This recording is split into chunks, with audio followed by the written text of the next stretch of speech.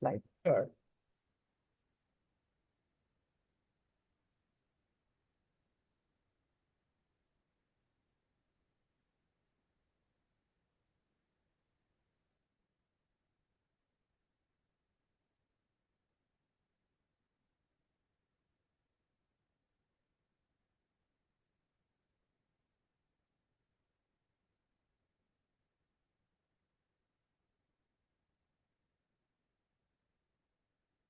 All right, everyone. We're just going to give another minute or two for folks to join in.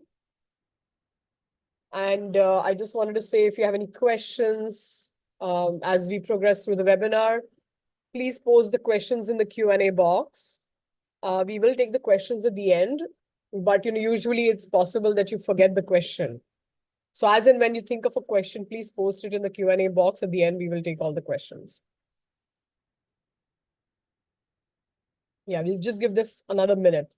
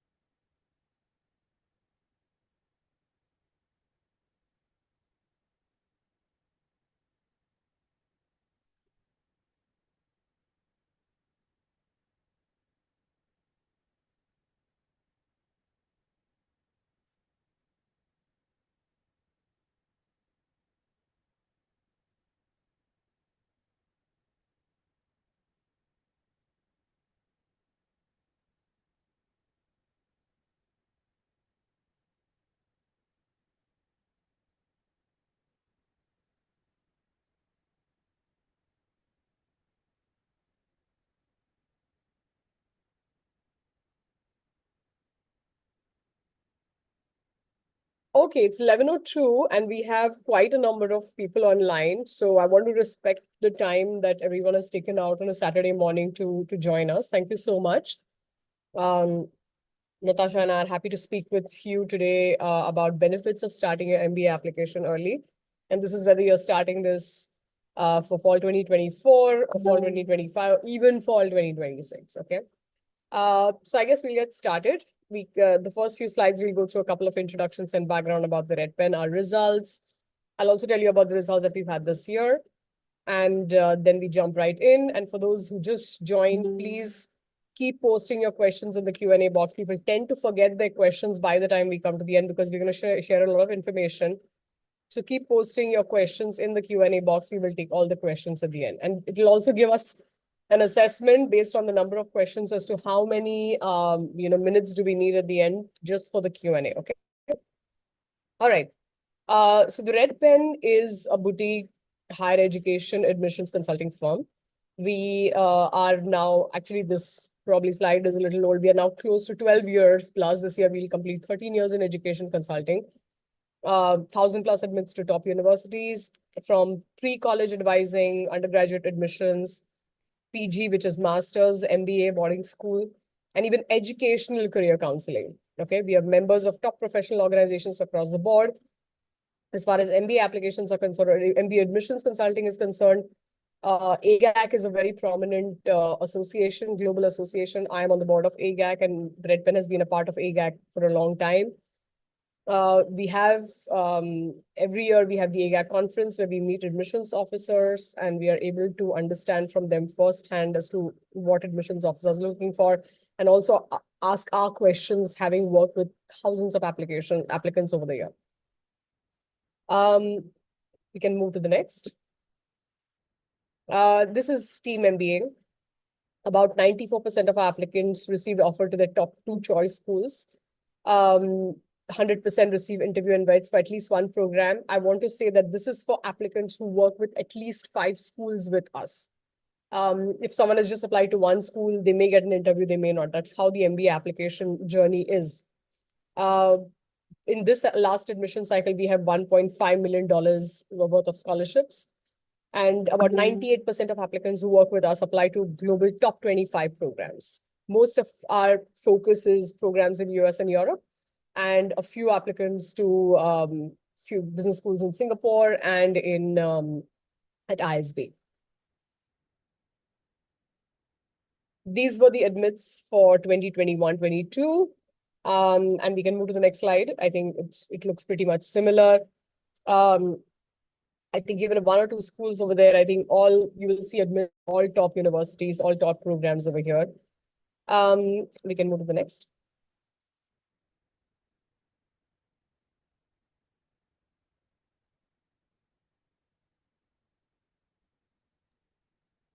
So today, Preeti and I will be speaking to you. Preeti heads the MBA admission services at the Red Pen, and I look at client servicing and content for applicants who choose to work with us for their MBA applications. So we're looking forward to really having a great discussion today.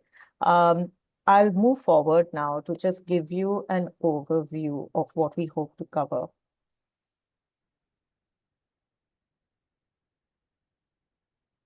So today, what we're really going to talk about has a lot of context in the way your profile is evaluated by business schools, right? When admissions officers look at the material, and this is across the application components that you submit to us. So whether these are through the essays that you submit, the recommendation letters that will go to the school, the resume that you build for business school, your application form, and even in the interview when you have live contact, what admissions officers are looking at in your profile can basically be summarized into the components that you see on the screen.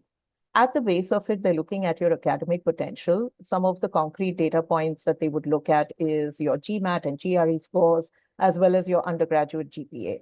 They would want to understand whether you have the chops to really sustain in a very academically rigorous program. The second thing then they'll look at is your work experience. They want to see whether you have exposure to business problems. Do you look at working, like what is the scale of problems that you look at? What is the complexity of business solutions that you've worked on? What are the brands that you've worked with? Now, while these are not necessarily elimination criteria, but a lot of these will fall into the mix, right, of what they're looking at. They'd also look at the kind of industry you've been a part of. Is it an industry that is growing quickly? Is it an industry where there is a lot of excitement? There is a lot of new business problems, very innovative solutions that are being created.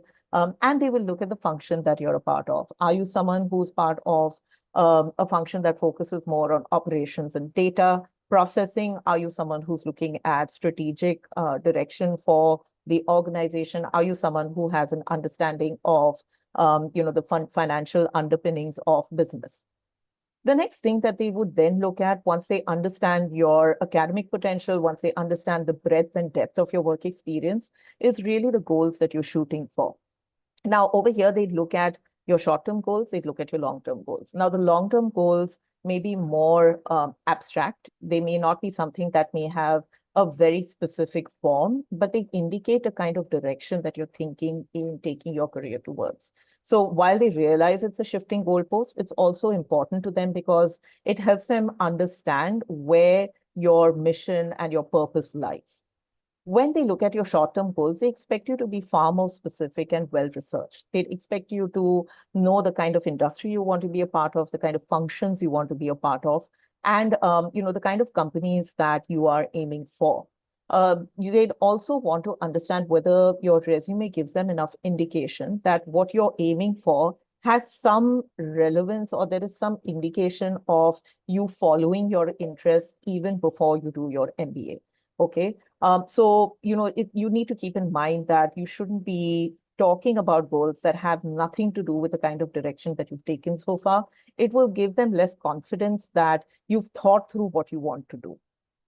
Another reason why your short-term goals are so important to business school is they want to understand how you're thinking of post-MBA recruitment. Business schools will also want to understand whether the brands you're interested in are brands that or are companies that they can give you access to.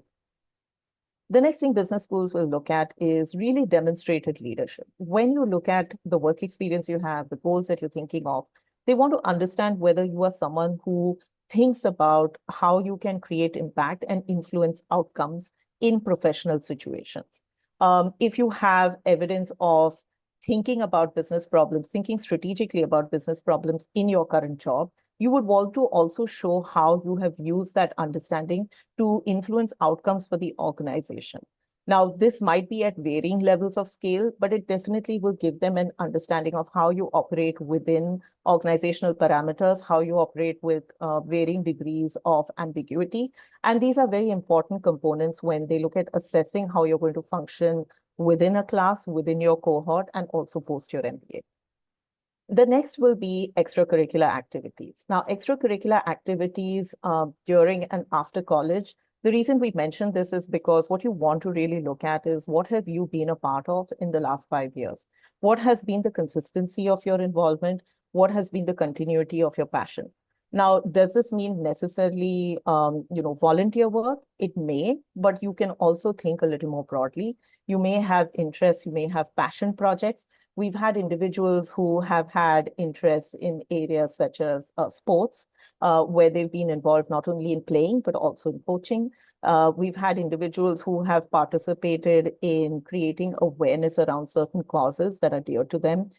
We have individuals who run marathons and who have participated in a certain number of marathons, maybe within the country, globally.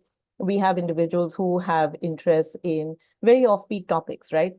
They could have run a book club. They could be running a history interest society. But these are things that really indicate to the school who you are outside of work. The last thing that they're going to look at, which will really encompass everything that we've spoken so far, is really your fit with the school's culture and with the program that you're planning to apply to. We're also now going to talk about the key milestones for your MBA applications. What you need to keep in mind is if you're thinking of doing an MBA at this point, and it may be a very nebulous idea, but you definitely say that, okay, you know what, maybe I have an end goal in mind. There are certain elements that you need to keep in mind. These are things that if you're planning your MBA journey today, we're giving you an indicative timeline of the effort that you would need to make, as well as the months where that effort would be most spread. You'd need to look at taking a standardized test. If you've still not taken it and you're thinking of taking it, and you're aiming for, say, round one, at the very earliest, you're aiming for round one of this year, you'd still need to get that standardized test out of the way by August of this year. This would mean that you have the time right now to really focus on prep. If you want to give an attempt, maybe you're not happy with it, you want to give a second attempt, all of those efforts need to be completed by August of this year. The next thing is really thinking about your post-MBA goals. Now, thinking about your goals may be something that you already have a direction in, but what you want to spend time doing over the next couple of months is thinking about it, really speaking to individuals who are from that field, if you have access to them, speaking to mentors, confidants, and really running your goals past them. So if there are any gaps in your goals, or if there are any obvious, eliminations, they can point that out to you. They can point out areas where you can perhaps do something about it. So it's a good idea to start thinking of refining your goals, not as an activity that can be done in a single sitting, but rather an activity that requires some directed reflection. Think about, again, we've spoken about extracurriculars, or we've spoken about opportunities to show your leadership, right? So another aspect that you need to think about, and this is pretty much going to be an ongoing effort right up till, the end of the year, or, if you're planning to apply in round one until that deadline, is really thinking about how you can look at making the most of opportunities presented to you at work. Sometimes you may need to go out of the work that you're doing in order to volunteer for certain activities. You may want to think about really putting yourself out there and raising your hand for additional opportunities, or you may want to strategically think about how you can make the most of projects you're assigned to. The other thing you need to think about is maybe additional coursework, which might help your profile shine. So, for example, if you are someone who's in a role that doesn't really require you to exhibit a lot of quantitative ability, problem-solving abilities, you may want to bolster your profile with an online course, which would give you, or a certification, which will really show the school that you're serious about your intent in, bolstering your profile and really, showing that you have an interest in doing an MBA. There are plenty of pre-work courses that you can do, but now's the time to really start exploring what really fits your format of working and the kind of, time that you can give to this activity. The next thing, which is pretty much also going to be an ongoing activity, is doing business school research. At this point in time, you may be thinking about business schools in terms of, maybe certain seniors of yours have gone to business schools and, those schools interest you. You may be looking at rankings, and you may be thinking about whether you want to apply to schools in specific rankings. However, what you at this point need to do, and we're going to talk about that a little further in this webinar, is think about how you want to look at your business school. What does the business school symbolize for you? And how is it best going to fulfill your post-MBA career ambitions? The next thing you need to do once you have got your research in line is start engaging with business schools. Now, this can be done through various forms. And again, we're going to talk about this, but you need to think about how you can deepen your understanding of the school beyond merely looking at what's there on the website or on social media. A lot of this will require consistent effort, because if you're going to conduct research or have conversations with individuals, not everyone is available at the same time. You may not be available, consistently. So thinking about how you're going to do that now will allow you to explore opportunities to engage with the schools in a far more sustained manner. After that, you need to think about, once you have your goals in mind and you know that you're definitively applying to business school, you need to start thinking about your resume, and you need to then start thinking about building an MBA resume. An MBA resume will be very different from the resume you build when you want to change your job, or you want to show a potential employer the kind of breadth of activities that you've done. Over here, your resume is going to focus on impact. So you'll need to be in a position to start building that resume right now and then refine it as the year goes on, so that by the time you're ready to apply to business school, you know the highlights of your various professional endeavors, how you want to present the impact that you've delivered, and you start thinking about impact even in activities where at the moment it may not be completely obvious to you. Once you have a lot of these activities, kind of mapped out, even if they are ongoing efforts, you need to then start thinking about storyboarding and writing essays. Now, the reason I have put storyboarding even from this point forward is you need to start reflecting on certain key components which are important to you. Most school essays will focus on things like, why do you want to do an MBA? Why do you want to do an MBA right now? Why do you want to come to our school? And then, of course, there may be behavioral and personal essays. So at this point in time, you really need to think about these elements, these questions, right? Why do you want to do an MBA? Why now? Why do you want to go to these schools? And you need to start documenting a lot of your thoughts. Doing that at this stage will also give you a starting point for your research. It will give you a starting point in terms of how you're thinking about your goals. And then you can refine this as and when you start narrowing down on schools and looking at specific prompts. You need to identify your recommenders. The worst thing you can do is go into the MBA process, focus on everything else, assume that your recommenders will be the people who you have in mind, and then at a later point find out that they're not available, or they may not be the people who are as invested in your journey as you thought they would. So identifying recommenders, engaging with them, ensuring that they are people who are really invested in your progress and your MBA journey, and doing that at a very early stage in the process will ensure that they really have enough material about you and they're able to write very specific, enlightening data for the school. The next thing that you need to start doing, though this is something that you will start doing a little later in the year, will be looking at subjective questions on your application form. Schools will typically release application forms and open their applications later in the year, but you want to be prepared to go through a lot of the subjective data that schools require. You may also want to go through objective data that the school requires. Maybe you've not been thinking about your transcripts at this point. Maybe you only have a provisional certificate and you need to get your final degree document from the school. These are things that once a school comes up with their form, you don't want to be in a position where you're scrambling to get this information, because it can be stressful. So now is the time that you need to look at what you have. And once the forms get released, you need to think about if there's any additional information you need to gain for the school. Finally, we'll talk about interview prep. Now, interview prep will be a natural outcome of all the effort that you're going to put in for the other elements. But you will start intensive interview prep primarily at 2 points during the year. One, after you've submitted your round 1 application, or 2, after you've submitted your round 2 application. And if you're applying to multiple schools across both rounds, then you will have areas where you're prepping in round one and you're prepping in round two.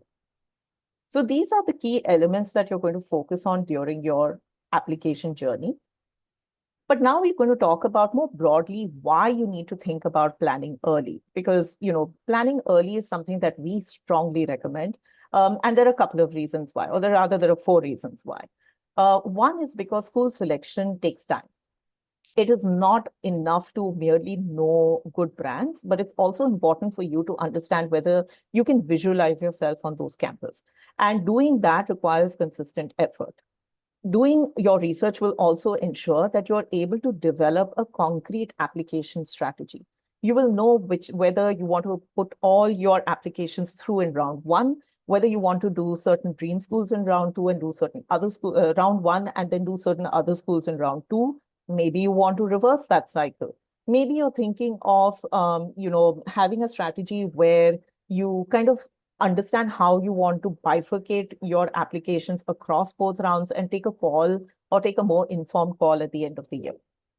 The second reason why we say that it's important to plan early is because you're giving yourself the time, the space, and the grace to really build your profile and enhance your pitch. It is important to understand that a lot of the thoughts that you have right now about why you want to do an MBA will be fairly similar across a very competitive candidate pool.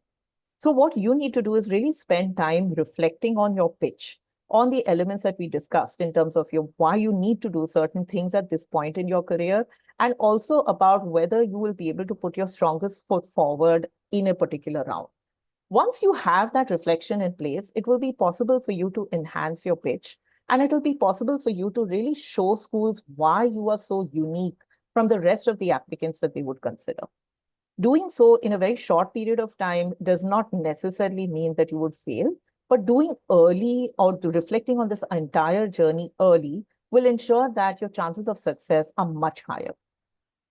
The other very important reason why we advise people to plan early is really to be able to maximize the time that they're devoting to their application. At the end of the day, we realize that every applicant will be a working professional with periods of time where they will absolutely not be available to work on the application. So, at this point, you need to understand that your time is not going to be only devoted to armchair research, but you also need to make time for networking. You also need to make time for conversations where you not only have to budget for your own time, but also the time of people who are at business school, who may have, very intensive post-MBA careers. So you need to ensure that if you're starting early, you're giving yourself time to really broaden your network in a meaningful way. And at the end of the day, what you don't want is to create an MBA application where you're so stressed out that you may not realize that there may be elements where you're devoting excessive attention, and there may be elements where you're not able to give your full self to the process. The last piece where it's important to plan early is really refining your narrative. Creating an MBA pitch is an iterative process. It's not possible for you to have a single document that you keep updating. It is important for you to understand that all the subjective information that you're providing schools with will go through a process of evolution. What you think is important for you to say now. So maybe you're thinking of your goals in a particular way. Maybe you're thinking of talking about your dream companies in a particular manner. A lot of those strengths, a lot of those attributes will evolve as you spend more time talking to individuals, networking, maybe consulting alumni or mentors who you really value their opinion. So, at the end of the day, you need to realize that you need to give yourself time to evolve and for your narrative to evolve. The lived experiences that you start collating to back up the kind of assertions that you make. So if you say that, I'm someone who is really interested in a particular field, you will need to show them evidence, right? Everything that you provide the school with is going to be an evidence-backed narrative. So give yourself time to really reflect on and build and strengthen that narrative. Okay. It's not only important for you to talk about experiences, but it's also important for you to talk about what you've learned from those life experiences, what you've learned from professional experiences. How have you implemented those lessons in your life? So a lot of this will require time. And again, time management is something that is really going to, go over everything that I've spoken about. Preparation is really critical. When you look at all the elements we've discussed, when you look at everything we've spoken about in terms of why you need to plan early, it really boils down to three key elements. And the intersection of those is where you're really at your strongest application. The first will be the content that you're thinking of putting forward to business school. The second will be the structure of how you're saying what you are saying. And the third is the delivery of that, So let's talk about each element. What I've done is I've really laid out for you the questions that you need to be asking yourself. When you look at the content that you're presenting to business school, you need to think about how meaningfully you're reflecting on what is important to you. You need to think about key life goals. You need to think about meaningful experiences that you've had both personally as well as professionally. I would, really bucket it into three key areas: your personal life, or the life that you have outside of work, your family, your loved ones, your passion projects. You need to think about certain key milestones that you've had with those experiences. What matters to you? What has defined your sense of purpose? Okay. Then I would say the second bucket would be your academic life, the choices that you've made, what you've been involved in, failures and success that you've seen in those in that period of time. The third bucket that you would look at is really professional life. What do you enjoy? What do you not enjoy? What are key milestone events and challenges that you faced, team members that you've dealt with, your stakeholder interactions, the instances where you've been able to influence outcomes? All of these elements can be bucketed into these three areas of your life. And all of them work together to really define patterns that would help you present to the school what is important to you. It's not enough to just talk about your work life in isolation and only talk of your ambition there. At the end of the day, all the elements of your life are important in defining that sense of purpose. So give yourself time to build that content. The second part is really structure. When you talk about this deep reflection you're doing, you need to also make judgments in terms of which are these stories that you will prioritize in your business school application. There could be a story that is really great and has a moral. Maybe, on the personal side, you could have like this great story about maybe a time when, you lost a loved one. It could be a story where you achieved like a great personal milestone, which you never thought you could. Maybe it is a time when you've gone out of your way to do something for someone else, but not all stories will be relevant in the context of your business school application. So talking about professional stories, you may be able to easily identify what you want to say to business school, but it's a slightly gray area when you look at other elements of your life. So spend some time thinking about which ones are the stories that you would want to tell business school. You also need to think about building consistency across all your application narratives. Like I said, each element of your life feeds into the other. Things that are important to you in your personal life may also manifest in your professional life. Maybe in your personal life, you've been a part of a very warm, caring, loving family environment where you've seen how guidance and consistent guidance and encouragement has been responsible for the way you approach problems in your own life. And maybe at work, you are someone who acts as a mentor and you believe in the value of helping other individuals. So, there needs to be consistency in your story. If you talk about being part of like this very loving environment outside of work, but at work you come across as someone who's extremely autocratic, it doesn't give them a sense of consistency in your story. It doesn't give them a sense that this is an organic story. So think about what is it that you want to work on, what do you want to present to school, and how do you build consistency across everything that you're telling them. The delivery is a third element. Delivery really is about how do you build your pitch? How do you build an effective pitch using the content that you have, using the structures that you're thinking of? Delivery is about putting all your elements together and really seeing how you can present your story the most effectively to business school. How do you come across as someone who has a sense of purpose, who's purpose-driven? How do you come across as someone who has a mission in mind? And how strong is that mission? Is it really coming naturally to who you are? Are those elements reflected not only in your essays, but also in your resume, also in your letters of recommendation? how clearly are you able to communicate your vision? So all these three elements need to work together in order for your pitch to be really the strongest that it can be. With that, I'm going to ask Preeti to take on this section around school selection. Thank you, Natasha. I think great information. And while, Natasha has shared, a ton of good information already, implementing that, is the key, right? I mean, knowing what to do and actually doing it is sometimes a bridge that, you need to um, cross, in a very self-aware manner. So I think it's important for you to be self-reflective and put in the effort. Okay. Now, school selection, finding the best fit. This is, I think, my favorite topic, which is why probably Natasha just gave this to me. Um, so many times, and more often than not, applicants come to us saying, I only want to go to these schools. Why these schools? And there are answers which are extremely well articulated. And at the same time, there are answers which are like, it's just an amazing school. It's a great brand. And I only want to go to the best. And the best is this. Well, great. Absolutely.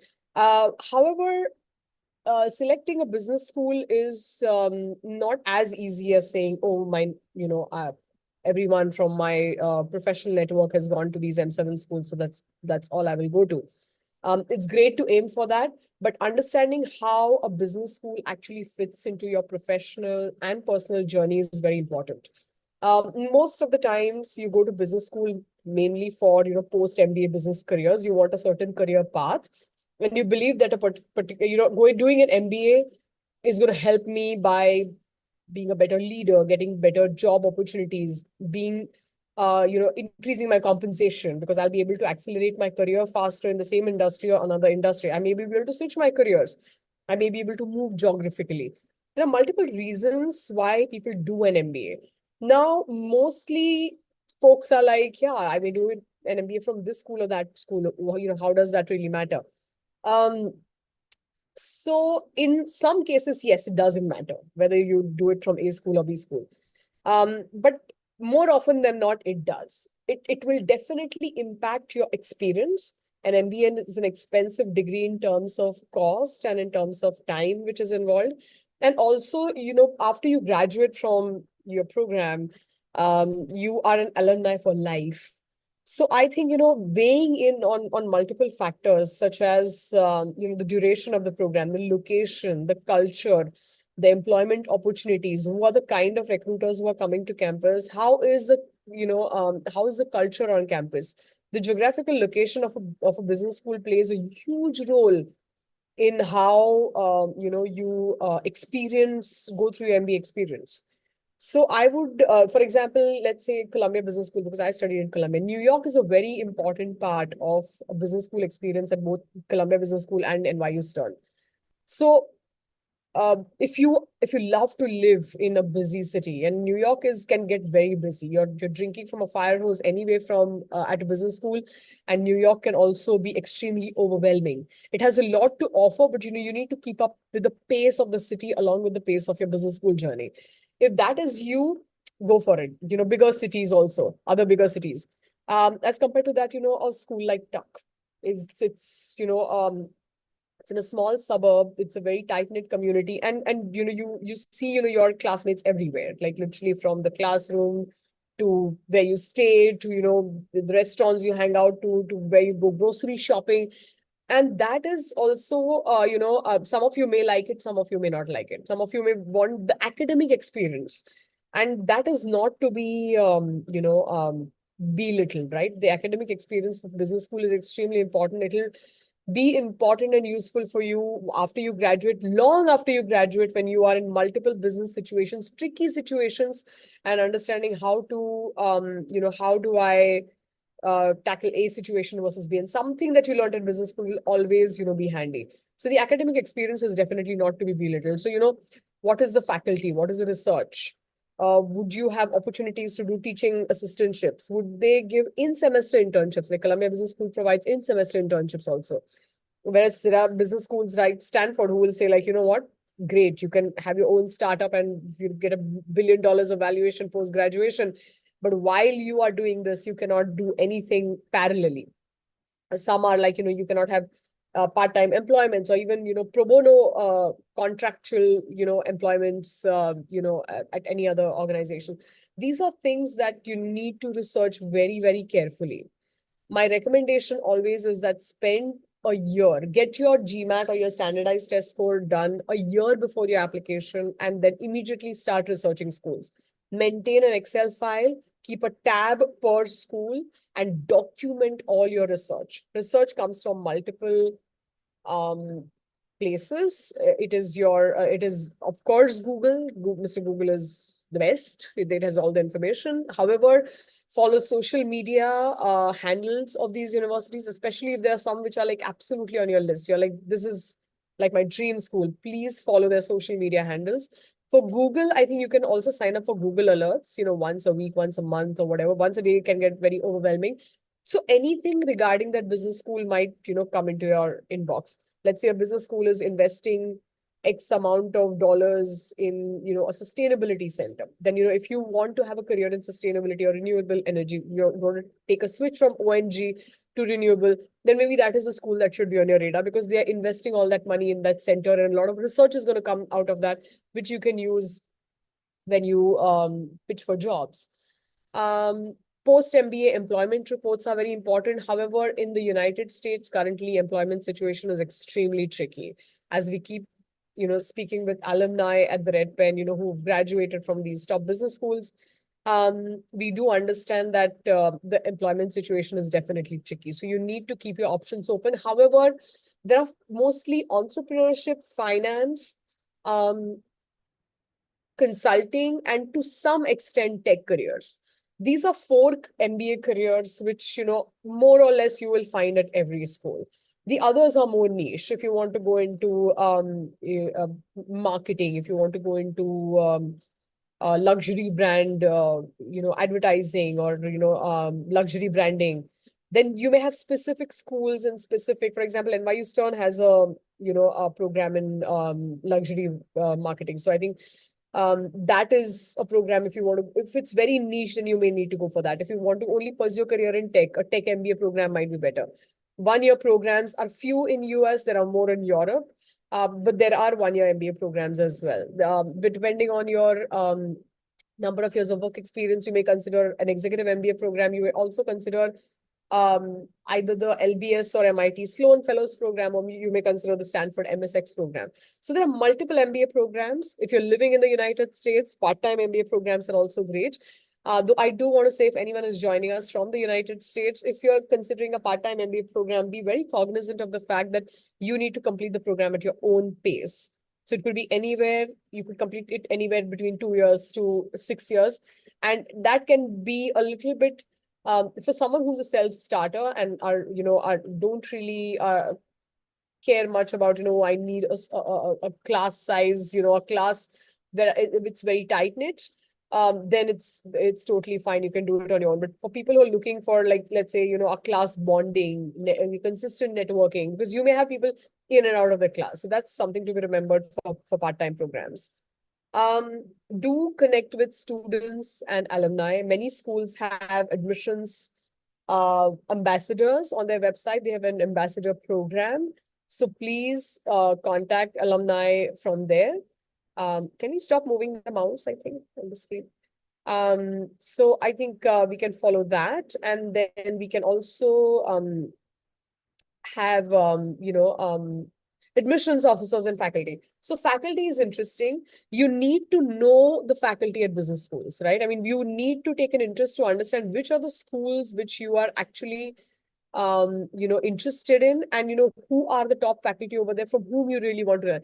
It's definitely something that an admissions officer will consider, that this person wants to study at this business school because they want access to this faculty and the research from the faculty. Connecting with faculty is always a great idea, I feel. I did that when I was applying to Columbia, to ask someone that, I'm really interested in what you do. I've read your book, and, it would be nice to meet with you. Don't just meet for the heck of it, but, if you have some sensible questions, you can also email it to them. Review HBS case studies. They are available. Look at this book called Case Studies and Cocktails. It's one of my favorite books. I don't know if it's still available. When I applied, it was available. It gives you great inside information about, what really happens when you start business school. What's the life on campus?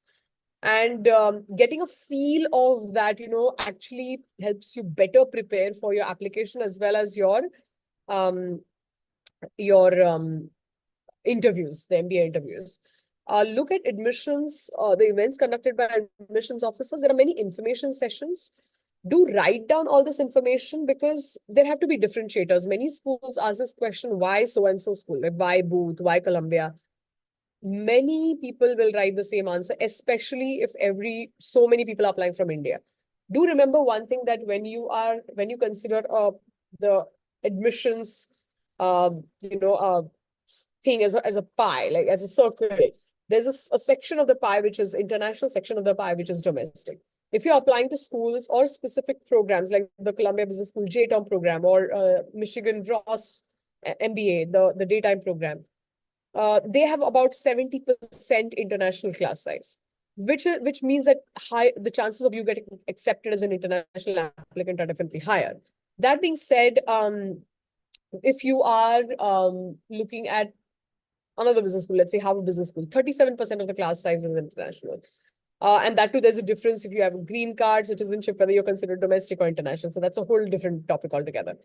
But if we are looking at a business school with a smaller international class size, or about 40% is roughly what is the norm, then that pie is divided between all the countries. And as you can imagine, the number of applicants from India and China are in huge numbers. And you have to differentiate your profile. This may sound like a marketing pitch over here, but I think at the Red Pen, because we work with MBA applicants all over the world, and Indian MBA applicants, that's our mostly our strength. We have very few international non-Indian passport holder applicants. Our strength lies in understanding the Indian applicant profile. And we know what is differentiated and what is not, because most of the time, many people will write the same things when it comes to pitching to a business school, which is why the school selection and finding the best fit is so important, because better your research, better your understanding of how a particular school fits your profile and how your profile fits them, the easier your application is going to be and the easier the admissions journey. But this work is very, very important. And if anyone has any questions, please reach out to our teams. After this webinar, we are happy to talk to you. Our initial consultations are absolutely free. So please talk to us if you have specific questions, but do this very seriously. You can move on to the next slide. Strengthening your profile key elements. I'll talk about this a bit, and then I'll have Natasha speak about the essays as well. The key elements, the first important element in a business school application profile is a resume. Do not take this for granted. Doing a resume, updating a resume is boring. Many a time we get inquiries where folks have just downloaded a resume from LinkedIn and sent it to us. I have no understanding of what is the impact that this person has created at work. Please understand, if you are competing as an Indian applicant, you are competing with thousands of others at all these top 25, 30 business schools. So make sure that your resume really stands out. To have an amazing resume, you need to have a very strong underlying experience. So you need to be accelerating in your career 2 years prior to your MBA and not slowing down. Do not slow down or take a break to study for the standardized test or working on my application. Don't do that. You need to be taking on additional responsibilities, complex responsibilities, leadership roles. So you are able to demonstrate that in the resume. I always say this in every webinar, and at the cost of just repeating myself for the 100th time, the easiest way to do this is look around you and look at your peers. If you are doing what they are doing, nothing different, then that's how your profile is going to be seen by admissions officers. So that's your easiest test to really understand, what you're doing. The application form in an MBA application is extremely important. Many business schools, because they want to know as much about you, and it is not a very intelligently used application component. It has to be used intelligently. Why? Because if you are able to distill a lot of information through your application form, that frees up the space on your resume, essays, and letters of recommendation. to mention other things. Optional essays are truly optional. Please do not write anything that is unnecessary. If you're working with a consultant, the consultant can definitely guide you on this. I will let Natasha, I think, talk a bit more about the essay piece on this. Yeah. Now, I think one question that a lot of people will ask us at this point is, I'm at a stage where the schools haven't announced their essays as yet. So does it really make sense to plan your essays in advance when you don't necessarily know whether the essay will remain the same in the coming year or in the cycle that you're planning to apply in? Okay. However, I think if you're planning your journey at this point, what you need to think about is not so much a specific essay, but really the narrative that you want to build for business school. Your essay cannot be a series of assertions. So if you're thinking of an essay which starts with, I am curious, I valued curiosity, I valued academic excellence, these tend to be mere assertions. But what you need to be thinking about is really what conveys then gives authenticity to that drive, to that sense of purpose. And that is a meaningful reflection that you will be doing at an earlier stage in your journey.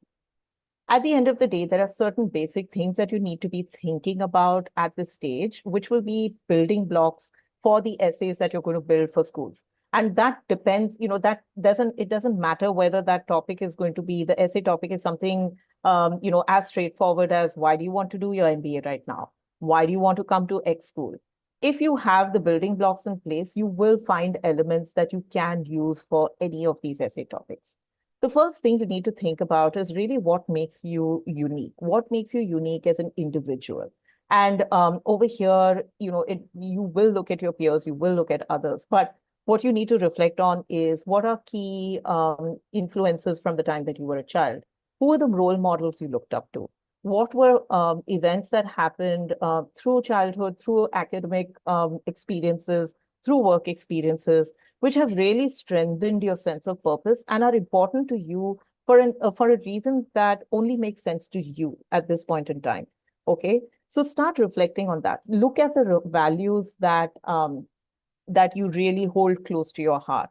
At the Red Pen, one of the things that we make people do is go through a values reflection document where we ask them to start thinking about values by giving them a laundry list of values that they can go through and really start shortlisting meaningful words that, words which have a certain connotation for them. Okay, because when you start thinking of the values that are important to you, you're able to then think of life incidents which reflect turning points or evolutionary points in why that value is important to you.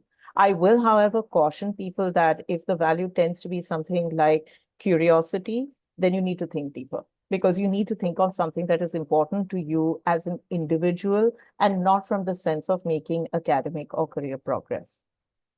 So I think essays right now, if you're starting out right now, yes, look at school essay topics, look at what is important to schools. But before that, really think of building something that makes sense to you, that has important life incidents mapped out for you.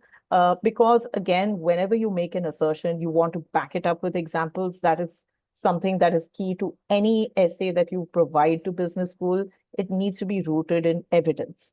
So doing this at this point of time, doing this reflection at this point of time will really take you, will reduce your stress when essay topics actually come out and will also ensure that you build a narrative that is very personal to you.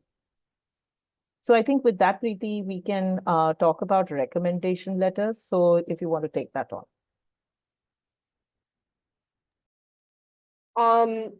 So very briefly on letters of recommendation, we have an expert on letters of recommendation, two actually at the Red Pen, and they would have a ton of things to say. We have webinars on this, but my only advice on letters of recommendation is that it is illegal for consultants to write letters of recommendations. It is not legal for you to write your own letters of recommendations. Please do not do that.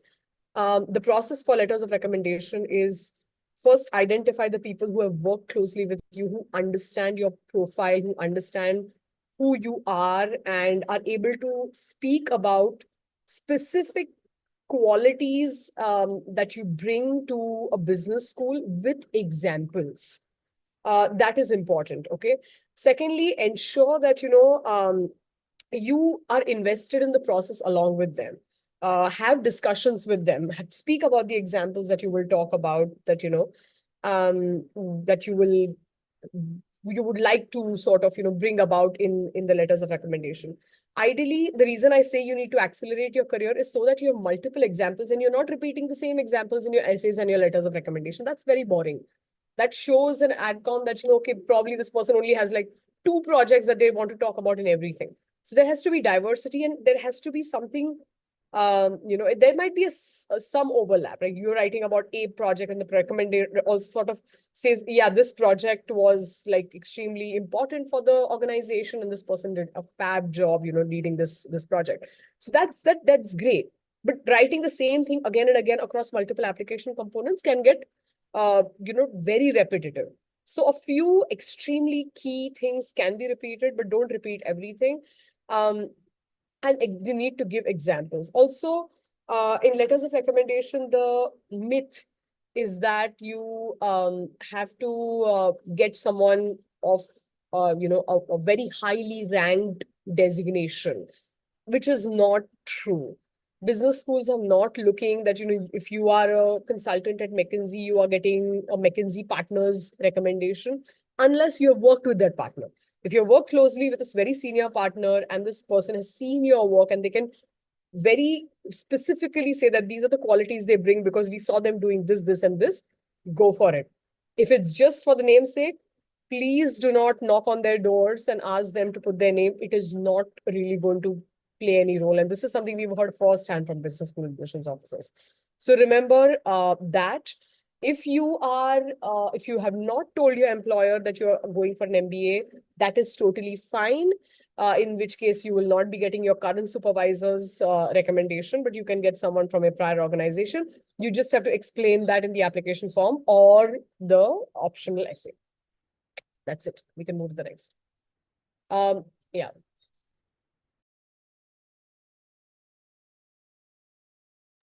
So I'm going to take this piece on.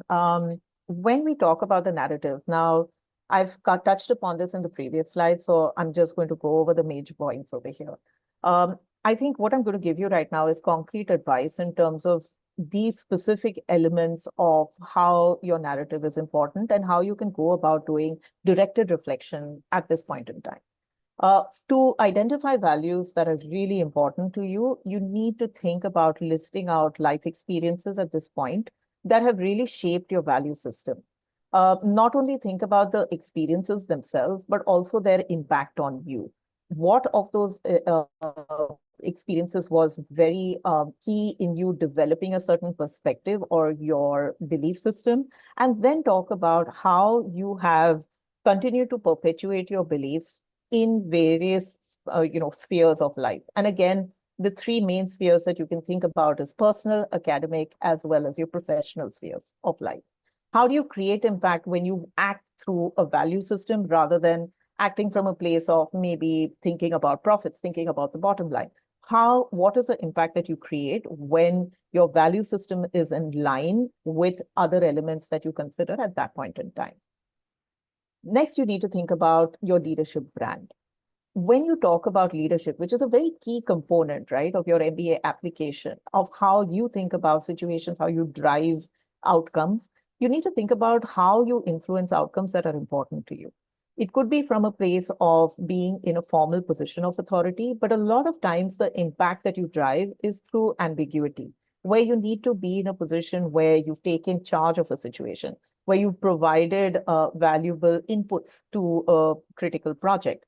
And then you need to think about how you have influenced those outcomes, what were the actions you took, and therefore what were the outcomes that came about as a direct result of the inputs that you have provided. Again, look at important professional relationships when you're looking at your leadership brand. Think about times when you have worked meaningfully with managers, where you've provided inputs to managers, where you have not only provided inputs in the form of data, but also insight, also perspective, which has helped take a particular direction or a decision. Look at your interactions with peers. Do you act as a mentor to peers? Have you provided advice? Have you provided inputs again, which has brought about a certain outcome or maybe fostered a sense of collaboration? Look at the way you have dealt with subordinates, and if not directly reporting to you, people who are juniors who you have worked with in a formal structure.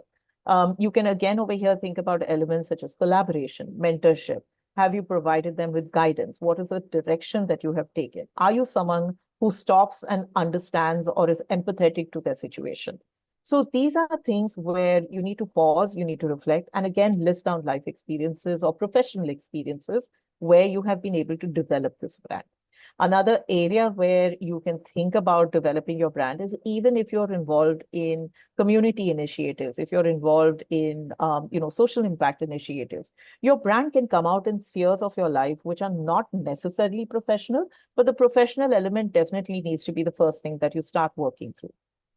You also need to think of yourself as an agent of change. When you are faced with a challenge, when you are faced with complex problems, what do you prioritize?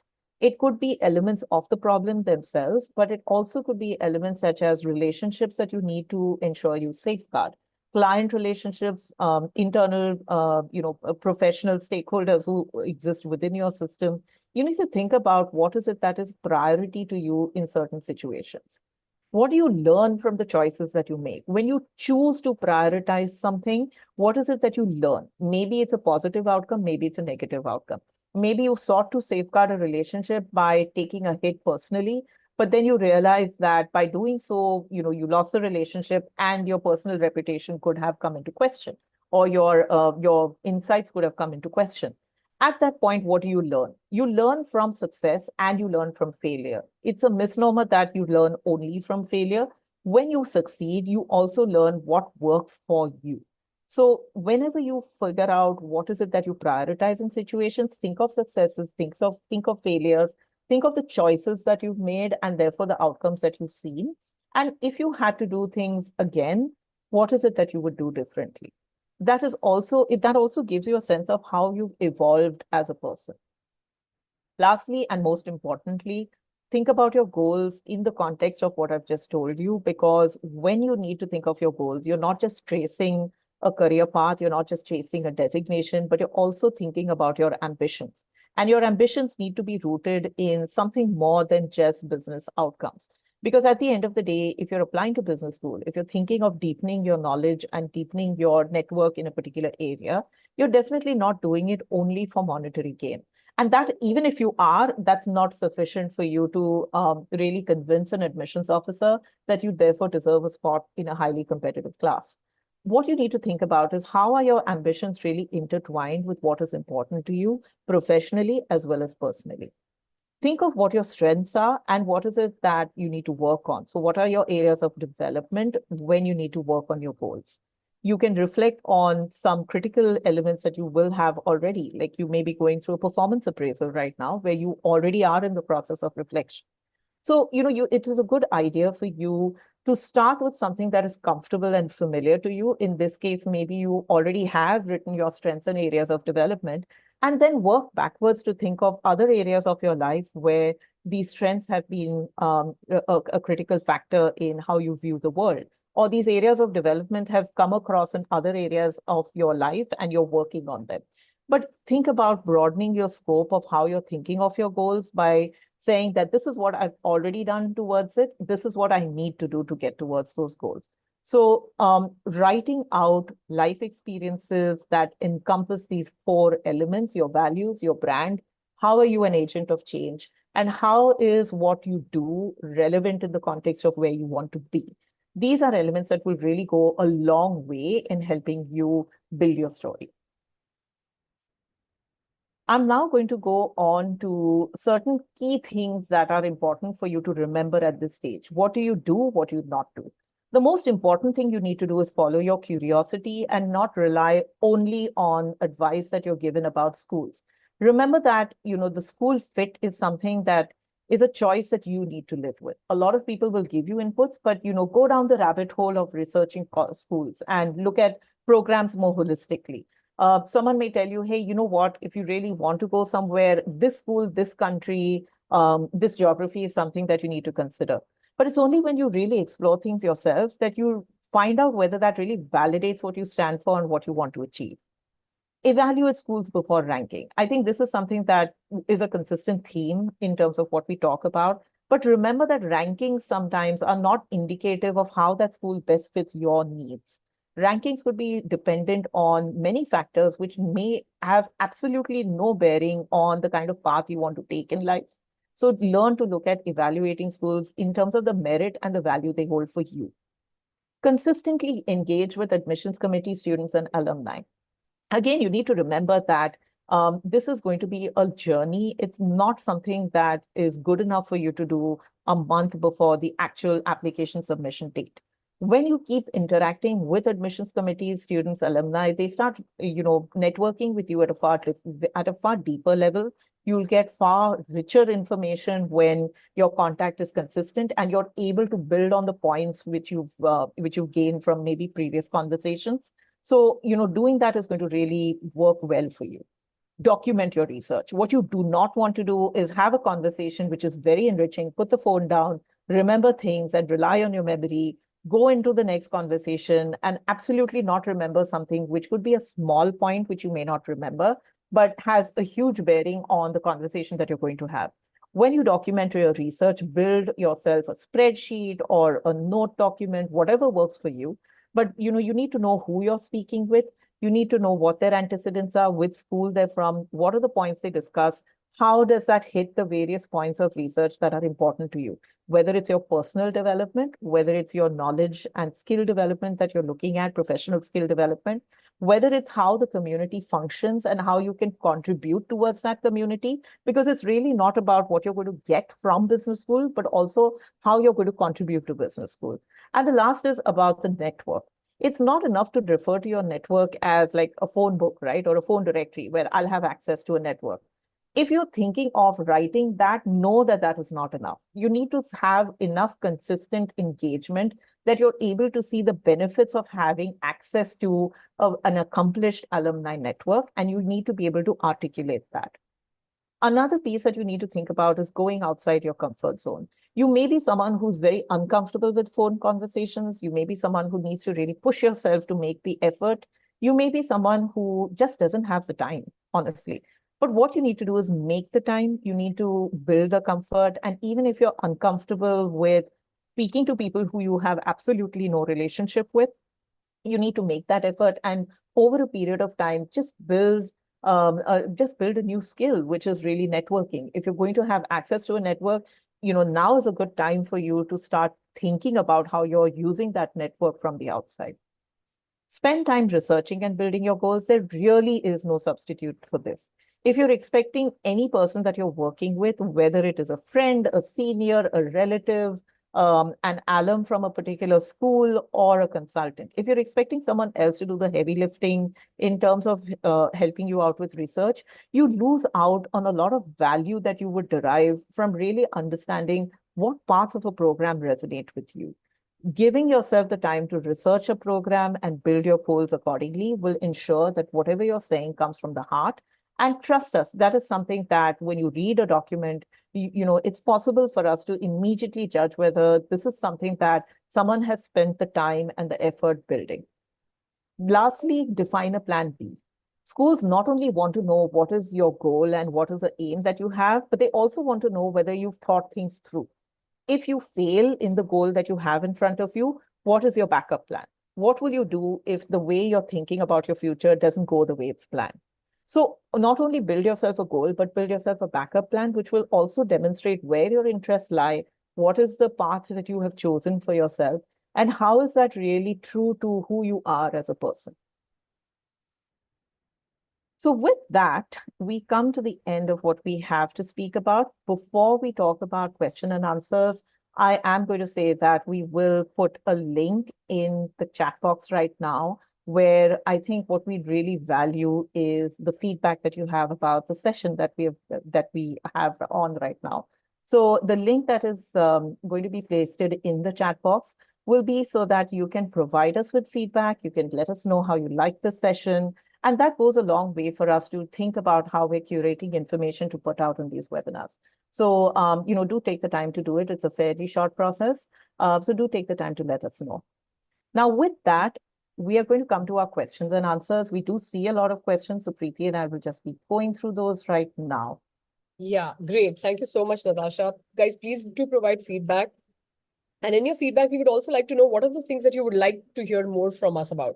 We do these webinars, fairly regularly, but some are repetitive. So, you can always find the recordings on our YouTube channel. And, what more would you like to hear from us is something, you should let us know. So let's go through some of the questions. The first question is, can someone with a low GPA, 6, 7 out of 10 at IIT compensated by high GMAT score to get into top business schools? WorkX is with a US top global investment bank. Great question. I love it. Many, and I would say in the hundreds, Indians from IITians who apply to, okay, let's not switch the question. I need the question to be live, to be seen. Okay. So we can connect that later. Sorry for the for distraction. Let me just see the question again. Second. Yeah. So many from IIT apply every year, and in huge numbers. And usually we recommend that if you are from IIT, your GPA needs to be 8 point plus for you to compete in that pool if you're seeking a highly selective business school. Now, can a GMAT score compensate for it?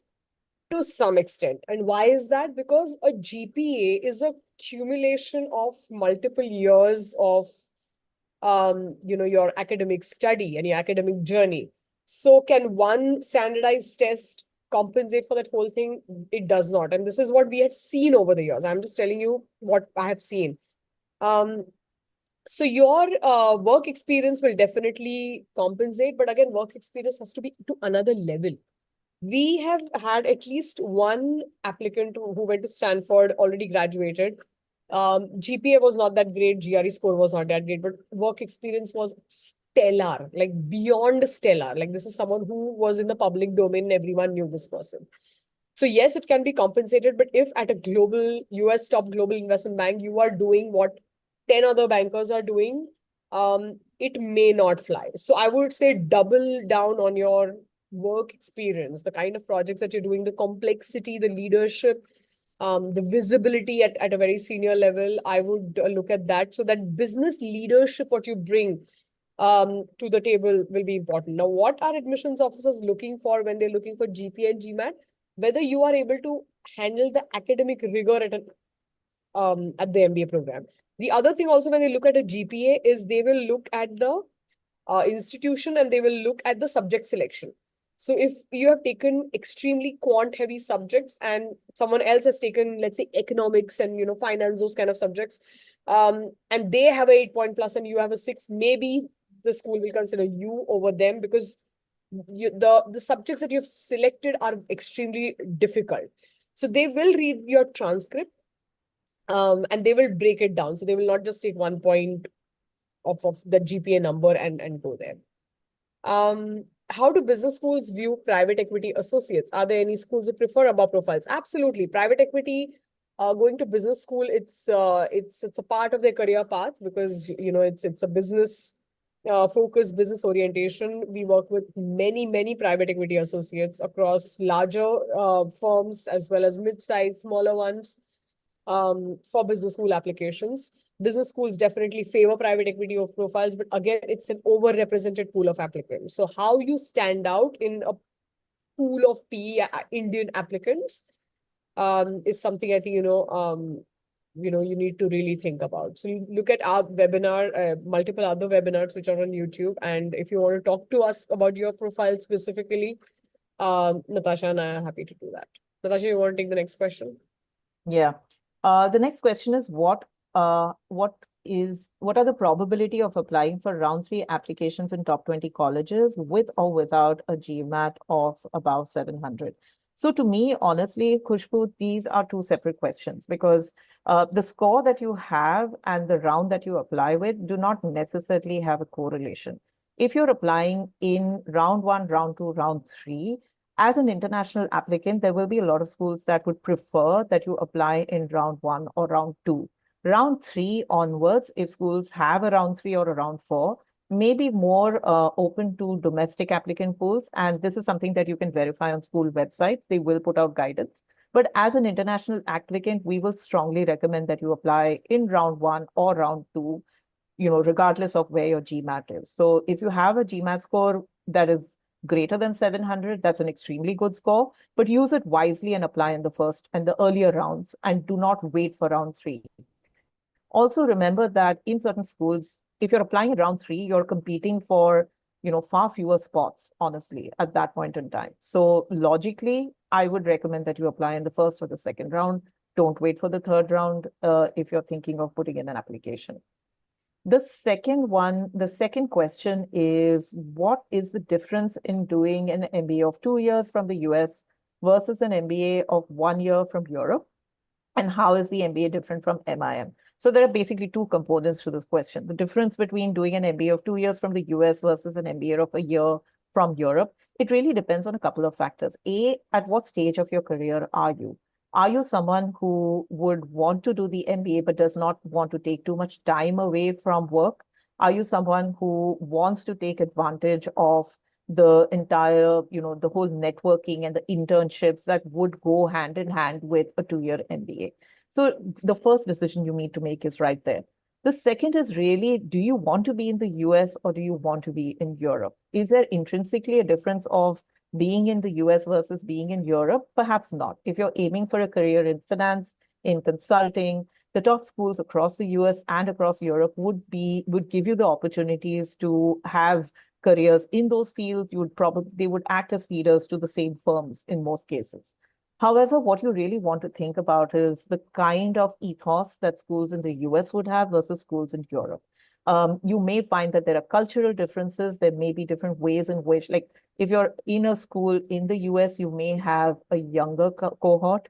You may have individuals who have between 3 and 5 years of experience at a certain point in their career. If you are doing your MBA in Europe, you may have a slightly more experienced cohort. You might have individuals with an average work experience of 6 to 7 years. You may have opportunities that may be global. A lot of European business schools, by the way, have a far more diverse international cohort than you would if you were opting for the States. So I think over here, my advice would be, think about the kind of opportunities and the kind of learning experience community that you want, and then take a call whether a school in the US or a school in Europe really appeals to you. But the far more important question to ask yourself is, can you afford to take 2 years away from work? Or would you prefer to take a year away from work, accelerate your pace of learning, and then think about how you're returning to the workforce? How is an MBA different from an MIM? I think, of course, Preeti is going to contribute to this answer, but I think essentially, again, it depends at the stage of career that you're at and the value that you're going to derive from a program. If you're at an earlier stage, maybe you've completed like a year after, you graduated, an MIM program may be something that you might consider far more seriously than if you were in a later stage of your career. An MIM program is something that you would typically recommend to someone with fewer years of work experience who wants exposure to, subjects that would be relevant from a business program's perspective. Whereas when you look at an MBA, doing a full-time MBA, that may be something that you will consider when you have anywhere, for like 3 years plus under your belt of work experience, because that's when you may opt for a program that would give you a far different vision into the world of business. And, Preeti, if you can contribute over here, because I know this is something that is a topic that is also close to your heart. This is the MIM, right? Yes, MBA versus MIM. MBA versus the MIMA. Mainly, it's the work experience part, which is more important. But what comes with the work experience is also the contributions which your classmates are making in class. And MBA is a very participative degree. It's not that the professor is just standing and talking about this. A Harvard Business School is 100% case study. Others are a combination of lecture method as well as a case study discussion. So what you should look at is is the experience that you get when there are people with more number of years of work experience sitting in classroom. The discussions are richer. They also come with a certain number of industry connections and networks, which also helps you in recruitment. That is, I think, if you're purely looking for academics and the brand and then I would go for an MIM. If you are uh, looking for the work experience, the industry connections and networks and those things, then I would go for a 2-year program. Preeti, do you want to take the next question? Sure. I wanted to know whether after MBA, is there a 1-year work permit, and for STEM, 3 years of work permit?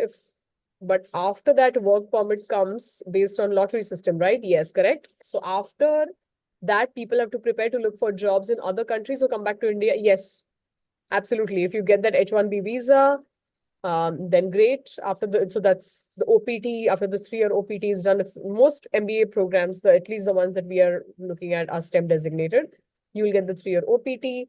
After the 3-year OPT, it's the H-1B visa, which is, as you rightly said, it's on a lottery system. So if it happens, it happens. If it doesn't happen, then you look for jobs in other countries or come back to India.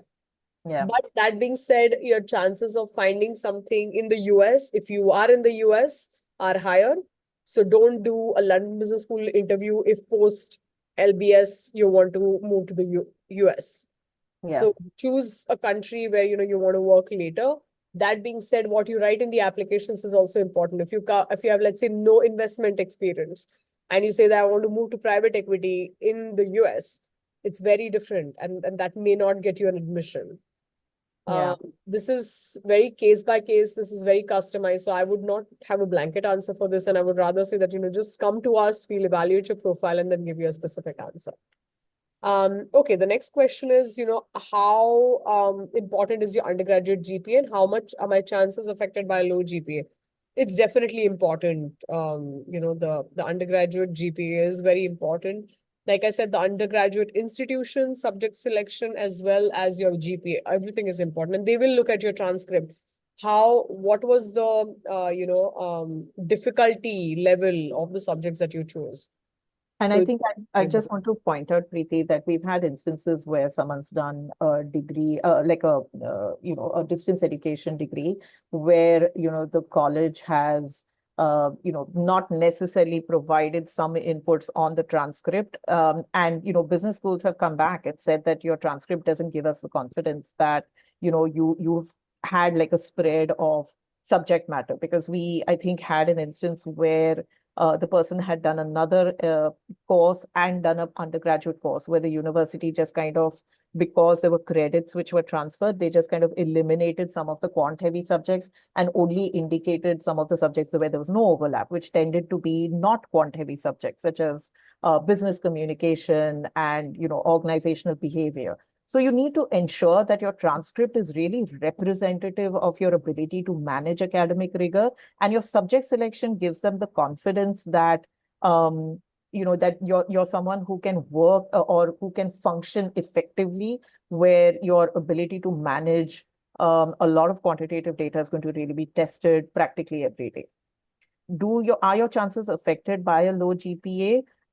It's difficult to answer this question in isolation because, like we mentioned earlier, there are 3 key elements: your GPA, your standardized test score, and the scope, the breadth and depth of your work experience. So your GPA in isolation will not impact it. You may kind of get worried about it, but then you need to look at all 3 elements and understand that schools are not going to only decline your candidature because you had a low GPA. They will also look at how you have performed, what is the rigor of the work that you're doing right now, what are the kind of decision-making capabilities you have, what are the complexity of business problems you solve. So it is really not going to be down to only one element of the 3. It will really depend on how you perform across the 3 elements that we've spoken about.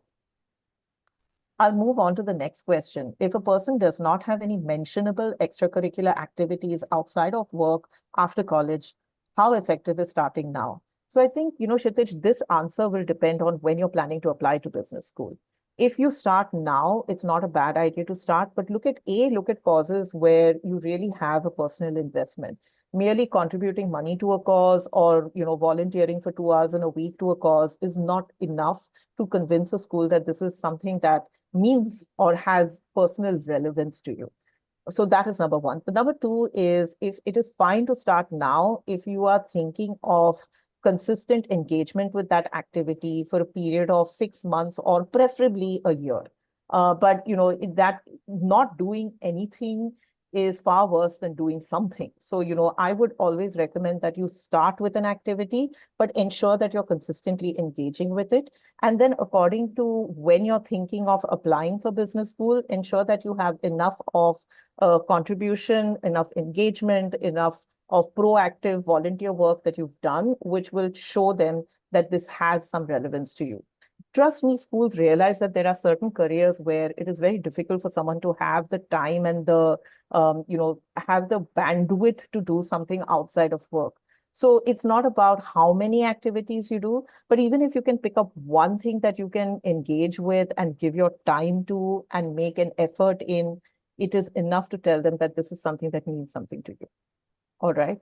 I think, Preeti, with that, we'll move to the next question, which is, I need to move abroad this year, but considering not at par GMAT and other elements of the application, I'm thinking of, I'm sorry, I lost the question. I'm thinking of pursuing MSF for now and then deferring MBA. How MSF, 1 year work ex and then MBA, or MIM? How does that sound? We need to evaluate your profile Yeah. specifically. We will need to evaluate your profile and understand your career journey, your short-term goals, your long-term goals. It sounds all okay, but you have to also understand how much of academics you want to continue doing. Like, I sometimes tell people that, undergrad, then masters, then MBA, when are you actually going to work, right? So if you are an academician, you are like, I want to do masters and MBA and then PhD, and I want to stay in education and academics, great, go for it. But what are your goals, right? So if you are like, I just need to move abroad no matter what, then yeah, then the quickest thing to kind of do is move abroad for a master's. That will get you, the master's application is definitely little less rigorous than an MBA. The MBA application itself is far more rigorous. Then it's an expensive degree. So, it will, of course, affect all other life decisions as well. So I would say, we are happy to look at your profile and understand your goals a bit before, we can specifically say, let's, do masters at this point of time, MBA at this point of time, or just do an MIM and you should be fine. And I think this would also answer, because the same individual has put multiple questions around various elements of your work profile. So I think, Khushbu, in your case, why don't you reach out to us, because we'll be able to have a far more cohesive, discussion when we know different parts of your profile. So do reach out to us. We'll circulate that information, but reach out to us and we can help you out with that. Should we have a direct manager only for letter of recommendation? That is preferred. Yes. But if that is not possible, you will have to explain it either in the application form or in the optional essay. I would say that is related to the next question, because the next question is, does a person's seniority matter for the letter of recommendation to increase acceptance chances? Like whether I should take it from the VP, ED, or MD at an investment bank. I think I spoke about this during the presentation. Yeah. So someone who's worked more closely with you and provides richer feedback will increase your acceptance chances. Merely providing a letter from someone who is at a very, very senior position will not have any direct impact, positive impact on your chances of acceptance. So I think that answers the question. Unless you've worked with the MD and he has glowing reviews about you, that's the best option. But otherwise, give it from someone who has a lot of very rich examples to provide about you. Okay, great. I think there are quite a few questions, Preeti. Yeah, we are running out of time, guys, so we will not be able to take every question now. I think we will be already 24 minutes about time. So I think I'll take a last one or two questions. Anash, I can take one or two. And then we'll, yeah. Stanford and Harvard offers 1-year online MBA courses, which they don't call an MBA, but they called me and told that if you want to give 1 year for that course, it's really good for your business career ahead. Should it be taken online? I do not know which specific programs you're talking about. Please reach out to us. Like I said, our initial consultations are free. The first consultation call that we have with you is free. So I would recommend please reach out to us and we are able to answer this question specifically. Yeah. With the GMAT focus starting this year, what will change given the more granular score scale? We are not test prep experts. That being said, we did a webinar on the GMAT focus edition not such a long time ago. I think it was just a couple of weeks back. Kim moderated that webinar with Marissa Samuel. She's a member of the AGAG. She has a dual degree from Columbia Law and MBA. And she conducted this webinar and gave amazing information. Okay. We have just put the link for this in the chat box. So you can look at this webinar. Please look at this. It has amazing information on how the new GMAT focus is going to impact, how's different in the classic edition and stuff like that. Okay. I'll take one more and then I'll Yeah. two more actually, very quick. Yeah. Does work experience in startups add value to application? Of course it does. Work experience in general will add value to your applications, but what did you do? What did you do? Just having a startup is not important. What was the problem the startup is solving? Is it just another e-commerce brand like Myntra just selling a lot of clothes? What is it doing? Is it solving a certain problem? Is it focused only is just making money is the objective? Are they building a product which is very at the forefront or cutting edge, something like that? What is your role? How does that play into the rest of your experience? How does that play into your short-term and long-term goals? So that will be more important. Otherwise, don't go for it. Just having startup experience it will not. Okay. Last question I will take. I'm currently a part of a small non-profit and not sure what my managers should be ready with if admissions committee reaches out to them. They will not. So as a rule, if they are your recommenders, or as a rule, business schools don't reach out, but they may reach out. But if you are invested in the recommendation process with your managers, they will know.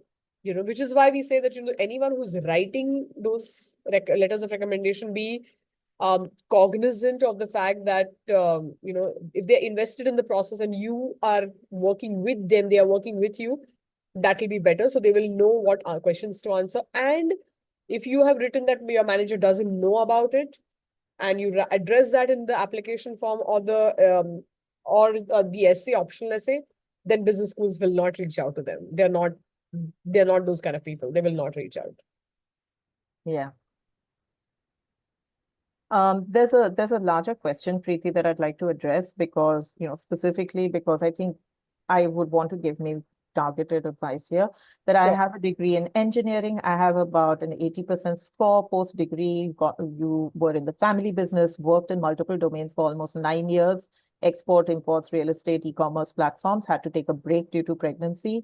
Now looking into a co-working space. And the question is, will I need an excellent GMAT score to get into an M7 school? And also, what are the areas I may have to look into to improve my chances? Now, honestly, this is an answer where you would benefit more from maybe personal interaction. However, there are some things that I'd want to address. You may want to think about whether you are going for an MBA or an executive MBA, given the number of years of work experience under your belt and where you are right now. So that is one thing. Second, do you need a good GMAT score to get into an M7 school? I would say yes, but not merely because it is a good brand. You need a good score to improve your chances, primarily because it is a very, very competitive applicant pool. And if you have a better score, it is a good data point to have under your belt. So that is something that you need to think about. What are the areas that I may have to look into to improve my chances? I think this is something that you would benefit more from a deeper conversation with us, but primarily the areas that you need to look into, especially if you have returned to work after pregnancy, is, what is the direction that you're thinking of taking? How are you working on deepening your work experience to essentially tell business school that you are working in the direction that you want to be? So goals reflection will be very important in your case, and it will also determine whether you would benefit more from an executive MBA, or you would benefit more from an MBA or a GEMBA, for all you know. So you should reach out to us. So yeah. Yeah, great. I think we are on time, and there are still quite a few unanswered questions. So my recommendation is, guys, please reach out to us. Or you can write an email. Let me just write down Natasha and my email address in the chat box. So please feel free to reach out directly to us. I'm just putting down our email addresses so that you all are not like, do we have access to them or no? 1 second. Yeah.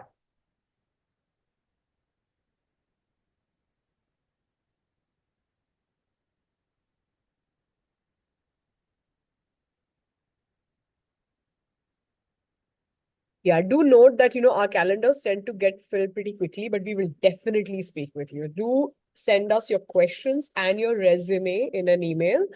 And either Natasha or I, or, both of us will be happy to get on a call, talk to you, understand what your profile is, what your questions are, and let you know. The MBA, I repeat, it's a great experience, very transformational, very life-changing, personally as well as professionally.